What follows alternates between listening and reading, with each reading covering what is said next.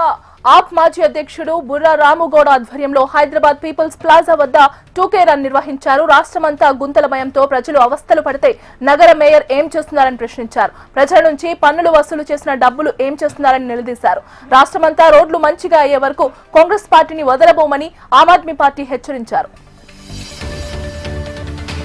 ఖమ్మం జిల్లా సత్తుపల్లి గంగారంలో ఇంటిగ్రేటెడ్ పంచాయతీ కార్యాలయానికి మంత్రి తుమ్మల నాగేశ్వరరావు శంకుస్థాపన చేశారు. నిబద్ధతతో రాజకీయాల్లో పనిచేస్తే ఎక్కువ కాలం మనుగడ ఉంటుందని, ఒక్కసారి క్యారెక్టర్ దెబ్బతింటే ఎంత డబ్బు ఉన్నా ఓడిపోతారని ఆయన కార్యకర్తలకు తెలిపారు. పూర్వీకుల ద్వారా సత్తుపల్లికి మంచి పేరు ఉందని, ఆ పేరును కాపాడుకుంటూ వచ్చామని తెలిపారు. భద్రాద్రి కొత్తగూడెం జిల్లాలో కాంగ్రెస్ 141 ఆవిర్భావ దినోత్సవం సందర్భంగా కాంగ్రెస్ నేతలు గాంధీ, ఇందిరాగాంధీ విగ్రహాలకు నివాళులర్పించారు. కాంగ్రెస్ దేశానికి స్వతంత్రం కోసం పోరాటం చేసిందని, గాంధీ, నెహ్రూ కృషి మరువలేనిదని వివరించారు. ఉపాధి హామీ పథకంలో గాంధీ పేరును తొలగించడానికి తీవ్రంగా వ్యతిరేకించారు.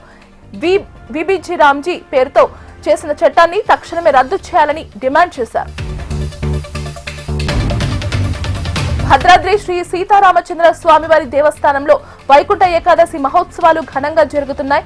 గోదావరి నదిలో ట్రయల్ రన్ ను ఆలయ అధికారులు విజయవంతంగా నిర్వహించారు. ఇందులో భాగంగా ఉత్సవాల్లో ప్రధాన ఘట్టమైన స్వామివారి గోదావరి నదిపై తెప్పోత్సవం, వైకుంఠ ఉత్తర ద్వార దర్శనం కార్యక్రమాలకు అధికారులు ఏర్పాట్లు చేశారు.